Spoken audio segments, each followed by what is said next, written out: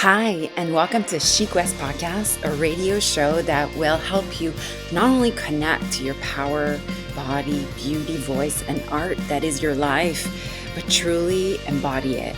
I'm your host, Estelle Thomson. The conversation are inspired from subject matters brought forward in my Women's Circle Guide to Magic Life community. My hope is that these conversations educate and uplift and also aim at making you feel whole and not perfect. Thanks for being here. The dance of my becoming. The choice to no longer abandon myself became the core of my liberation. Melissa Kaplan. Just like a lot of little girls in rural French Quebec, I started dancing on Saturday mornings when I was 7 or 8. The room was full of light pink leotards and white tights. I remember looking in the mirror and having fun, feeling like a princess. I also remember wanting to be a perfect good girl even then. Do the moves just right, keep smiling, and not step on my own 2 feet. I kept dancing well into my early grades and even went to summer dance camp where I felt the safest, since all around me were little girls who, like me, loved to express themselves through dance. Fast forward to grade 9 and 10 when I sought out a Quebec City modern dance company. My teacher was a tall, dark, long haired, graceful lady who smoked like a chimney. I loved dancing so much. I would walk or bus to my class every Wednesday night. I remember hiding my dance classes from my group of friends because in the late 90s, any evidence of being girly or artistic was shamed, laughed at, and even ridiculed. At dance on those school nights, I remember feeling like I didn't really fit in, but the class was eclectic enough that I got to explore modern dance techniques and ultimately always came out of class feeling peaceful and invigorated. With my chin higher and my eyes sparkling, flushed from the aliveness of having moved my body in such a freeing way. In theater school, I had 3 straight years of intense movement classes where we learned to express the full spectrum of human emotions. Out of all my classes in the professional theater program, movement was my favorite because it wasn't scripted. I could emote and evoke, but with my body. It was show me with your body, rage, electricity, rain, happiness, courage. Show me, dance it, walk it. Here, I could be too much, not make sense, and roll around on the ground and believe myself to be weak or strong. It was all practice. And most importantly, it was all play.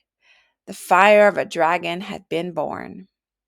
Ultimately, theater school broke me, but in the sense that at the time, being only 19, I wasn't anchored in my fiery integrity. I didn't know who I was. I felt hijacked by every little comment about my appearance. And when you're typecast for every role, it's really hard not to take it personally.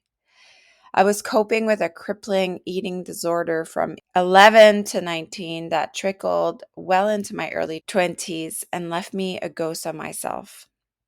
Yoga scooped me up in and around that period of my life, my first of many dark nights of the soul. But looking back, 19 feels really significant, and I wasn't surprised when I read my spiritual astrologer Danielle Beinstein wrote, 19 is a significant year in astrology, bringing our first North Node return, a calling forward, the dragon's head, as they call it, illuminating our paths. In a way, 19 was the first dark episode of my life, which illuminated my path in yoga and dance. In the Guide to a Magic Life deck, the Princess Dragon Oracle comes to mind. The Princess Dragon is a call to honor fear like you would a princess, that perhaps princess and dragons are one and the same. It's literally the gift of fear and asks that you bow, wink, laugh, love your fears. After all, fear's armor can be broken by seeing it for the illusion aka the gift that it is.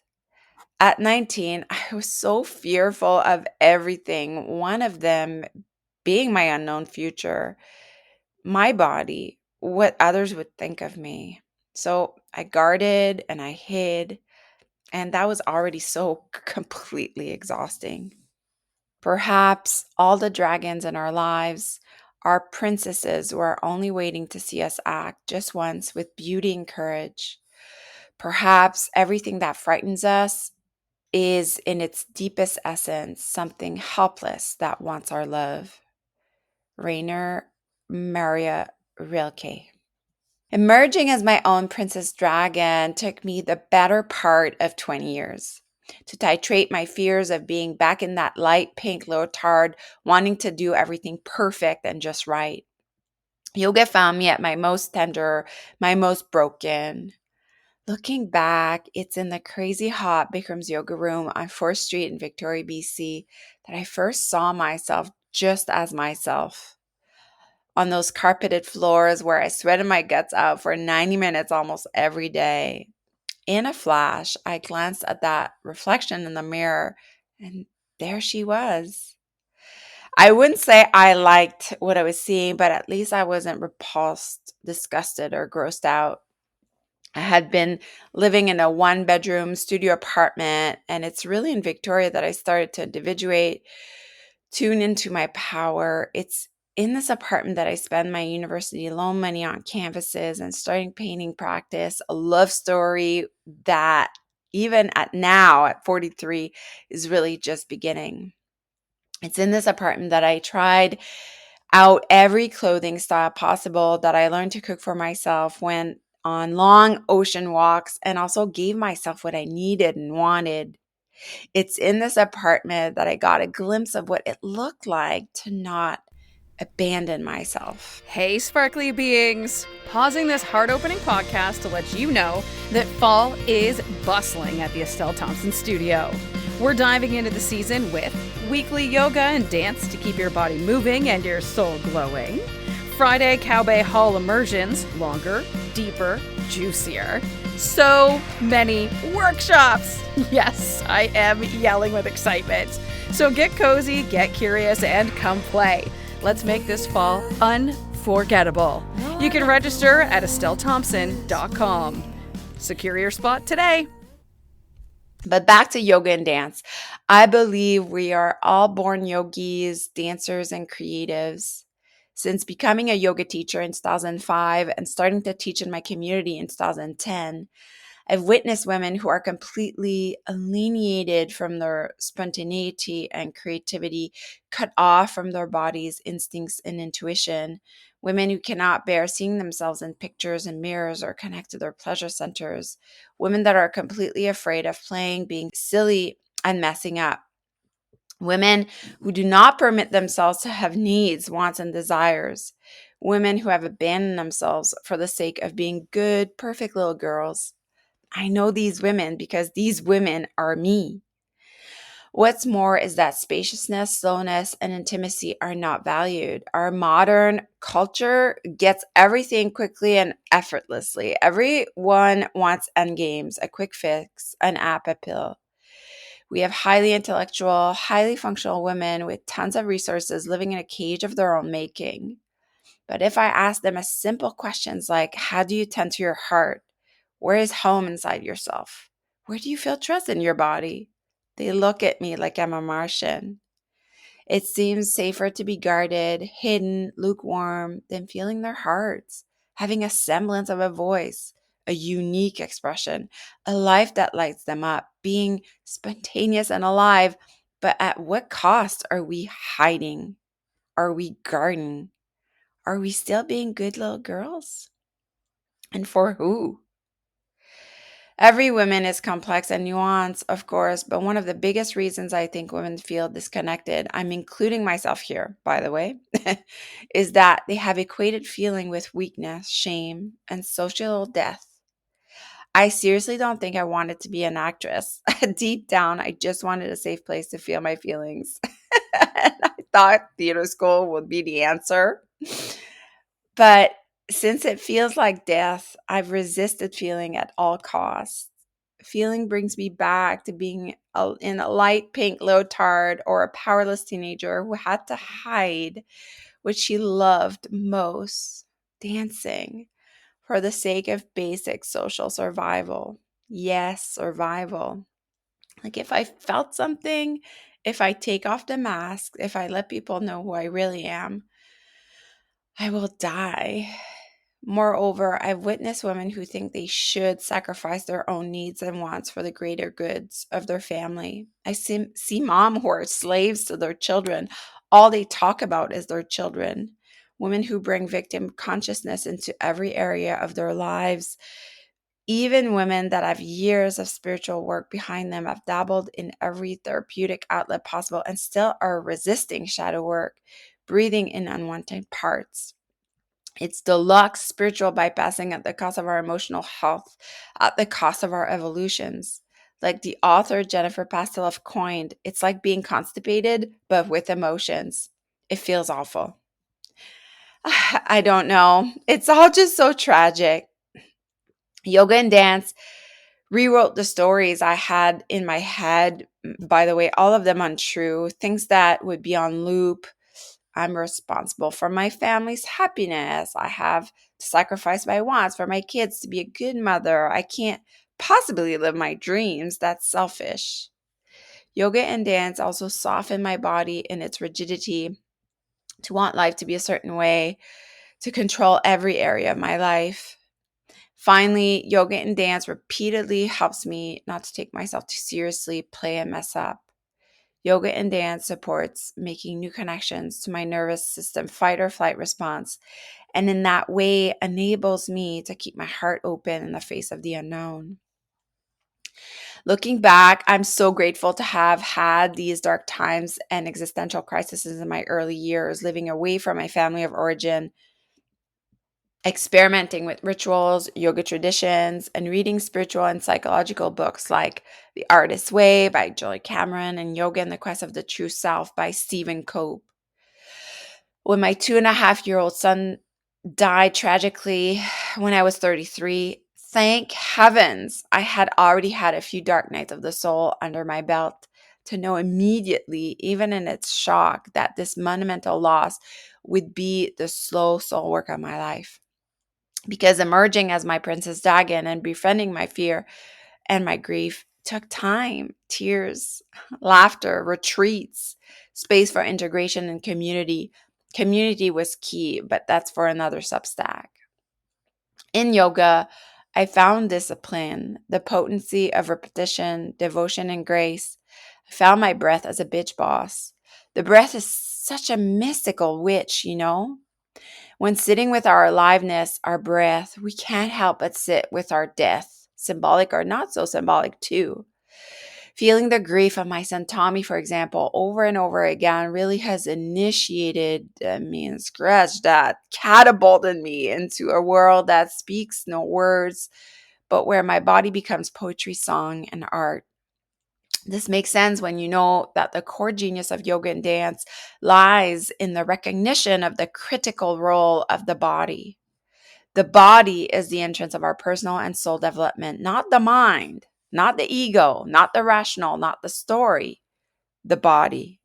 The yoga tradition understands that the doorway to our more delicate and subtle landscape interiors is the physical body. Conscious dance knows this as well. In dance, I found freedom, intuition, and bliss. I slowly found my way back to it through aerial yoga, a yoga practice supported by a hammock suspended from the ceiling. After my son Tommy passed away, I began merging yoga with sacred symbol as a way to more deeply embody my practice. Aerial yoga, in particular, became the direct expression of the butterfly, a sacred symbol of death and rebirth that took on profound meaning for me. Aerial yoga helped lift me literally out of the box of movement repertoire I had been living in and brought the old dance rhythm out of me. Because when I truly allowed myself to sit on the mat and let grief move through me, the energies were so wild and untamed, they would naturally rise into shaking and dancing for the release. In those early days, my practice often began with a typical power vinyasa flow and then would unravel into spontaneous shaking, allowing the raw spiral of grief to move through me. As a natural progression in my personal practice and teaching, I started creating spaces where women could circle. Guide to a Magic Life community was born out of my own need to have a place where my breath, my life, my movement, my body, and my creativity, what needs out of me, could land. Land. I know we have all kinds of social connections, but what I needed was a place where somebody truly listened to me without wanting to fix, improve, or worse, give me advice or self present. Women's circles have become a fundamental part of all my classes, workshops, and programs. Out of this became the vision of a dancing women's circle. I started teaching women dancing in a circle anchored with sacred symbol and goddess studies. In my 2023 Italy retreat, and just last month at my 2025 Embodied Goddess retreat in Greece, proved to be the birth of the Sparkly Dance Collective. Last year, I went to Portugal for a dance retreat to study under Miriam Peretz in sacred circle dance, and my body and heart was blown open. Miriam's teaching is very technical, rigorous, and yet she's all heart. I often think of my constellation of student in a circle as having a one heart, a community heart that pulses, breathes, and has a charge. I've already been teaching movement exploration and dance that year, but Miriam's method solidified my desire to bring sacred circle dance to my community in a way that was personal and meaningful. Basically, amalgamating everything I learned and embodied since my early theater days at 19. As I prepare to launch Radiance Dance and the Sparkly Dance Collective this fall, I can't help but think of that little girl in the pink leotard and the rebellious theater kid I became. It feels like I've come full circle, dancing my own becoming. I'm no longer trying to illuminate my path. I'm living it, dancing it, and figuring out as I go. I've learned to befriend not only my grief, but also my fears. To the broken-hearted 19-year-old I want to say there are safe spaces to express your joy and your rage without needing to explain, justify, without shame. There are places where your feelings aren't silenced, but celebrated. Places where soul expression, wild creativity, and deep healing collides. Where even the most stubborn emotions melt when you dance them out. These are the spaces I've created for myself and for women ready to claim the parts they thought were lost. Places where you can be silly, messy, sexy, sacred. Where perfection isn't required. Where yoga and dance rekindle the fire of your aliveness. I believe in this because I live it. I believe in it because I made it. And I want you to come dance your way home too, as the princess dragon you've always been. Cheering on all of you, Princess Dragon out there. Let's get dancing. Love you so much. Bye.